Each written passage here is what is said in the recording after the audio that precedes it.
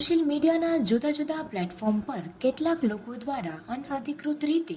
અન્યના વિડીયો ચોરી કરી તેનું પ્રચારણ કરવા આવી ગેરકાયદે પ્રવૃત્તિ સામે કાર્યવાહી કરવા જામનગરના ફિલ્ડ મીડિયાના પત્રકારો તથા ફોટોગ્રાફરો અને વિડીયોગ્રાફરો દ્વારા એસપીને રજૂઆત કરવામાં આવી છે. જામનગરમાં અખબારો, ન્યૂઝ ચેનલ તથા ઓથોરાઇઝ ડિજિટલ મીડિયાના પત્રકારો દ્વારા ફિલ્ડમાં ફોટોગ્રાફર્સ અને વિડીયો શૂટિંગ કરવામાં આવે છે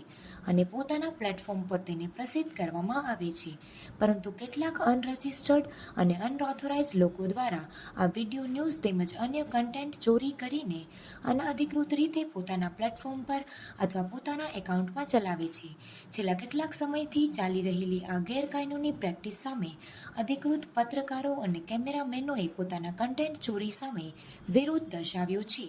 ત્યારે આવા કન્ટેન્ટ ચોરી કરીને પોતાની ચેનલ કે પ્લેટફોર્મ ચલાવતા અનઅધિકૃત લોકો સામે કોપીરાઇટ એક્ટ તથા આઈટી એક્ટની જુદી જુદી કલમો અંતર્ગત કાર્યવાહી કરવા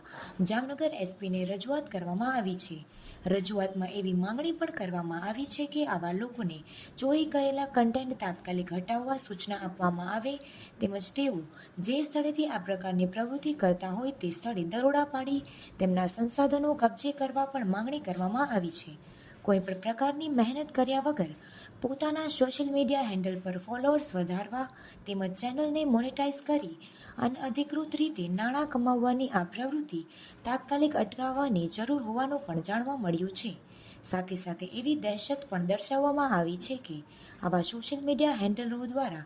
ભવિષ્યમાં ચોરી કરેલા કન્ટેન્ટથી લોકોને બ્લેકમેલ કરવાની સંભાવનાઓ પણ વધી જાય છે.